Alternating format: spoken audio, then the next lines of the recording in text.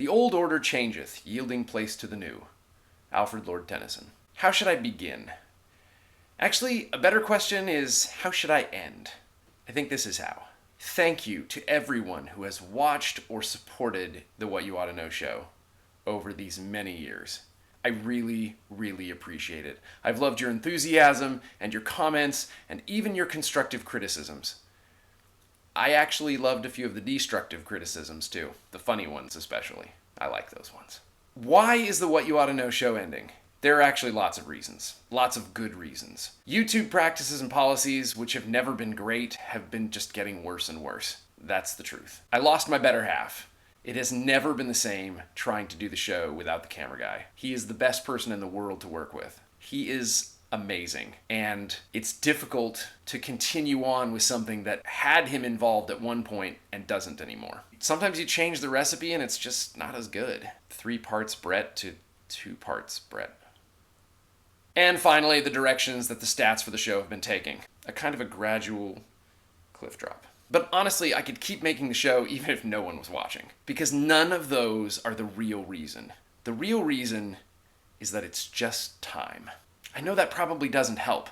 It's a reason that doesn't feel like a reason. But it's actually the best reason there is. We talk a lot about the courage to stretch outside of what's comfortable and try something new. And to get people to do it, we even glamorize failure just a little bit. If you watch enough of those Goalcast videos, you might even think failure is something to be sought after. Our failures shape us. They give us new insight and understanding, so sure, a healthy amount is a really good thing. And we say those things because fear of failure alone just isn't a valid reason to hold yourself back. So don't. We talk a lot about being brave and accepting failure, but we don't talk as much about how to end things. How to know when the time's up, when the run is over, and when it's time to move on to something new. I think the most likely reason is because it's self-correcting. When the time comes, you know what you need to do. And the longer you hold on, the more that feeling tends to grow and become oppressive and keep you up at night and make you hate your friends. I'm just kidding. I don't have any of those feelings. I fundamentally believe that deep down, people know what they want.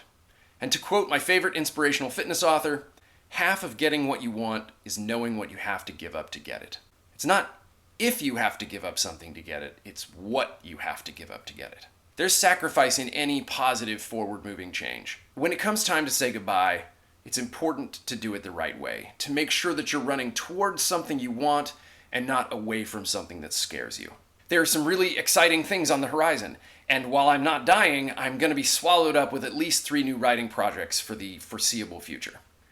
So, as much as I love the show, it's time that the show and I parted ways, which means it's ending because nobody's picking it up. I'll do my best to keep people up to date on Facebook and Twitter if you're signed up there. But if you really want to know what I'm up to, wait for it. I'll be creating my own email list. An email listserv. So retro, it's like pre-neo avant-garde. We're at the cutting edge of backward technology. And I'll put a link below. Again, I want to say thank you. It's been fun. It's been educational. It's been entertaining. It's been infotaining. Yeah, it's been that too, whatever that means. It's been an exceptional part of my life. I really appreciate all of the support over the years.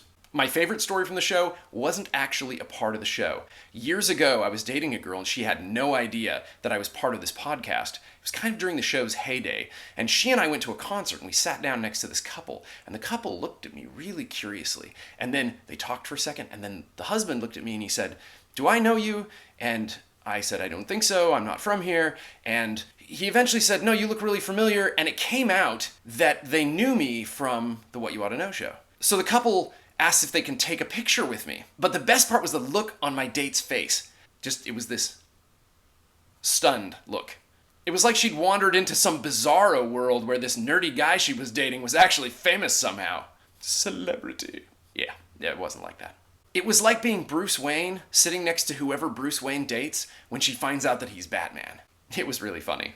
If you really want to surprise a date, all you have to do is spend years cultivating a secret life on the side that she can find out about when you're on just some random date. It's not that hard. You just start a YouTube channel. Oh, and there are 2 more things that I need to say, because there's always something after the ending. First of all, if you're a Patreon member, a special thank you to you. Thank you 1,000 times for monetarily supporting the show, and I hope you keep on supporting good causes. Also, there's no need to cancel your Patreon subscription because I'll be closing the support page before the end of the month, so you won't be charged. That's right, I won't be taking your money for nothing. Not again, anyway. You're welcome. And the other reason Patreons shouldn't cancel their account immediately is because we have one last video left for you. It's that Q&A we were talking about, and I think the questions are brilliant. So don't cancel your account because the link and the password will be in there, and you're definitely going to want to check it out. Unless you're really so sad now that you just can't bring yourself to see my face ever again. I get it. I'm sad too.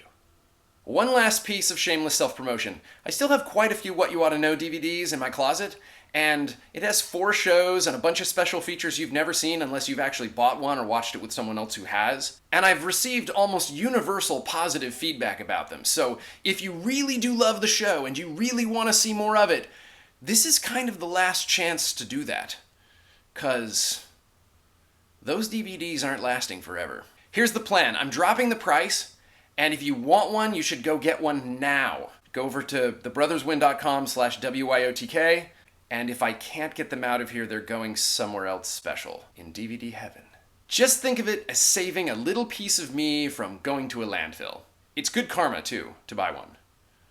You'll be a good person for at least a week, if that helps. Thank you again, every one of you, so much for your support. I think that's it.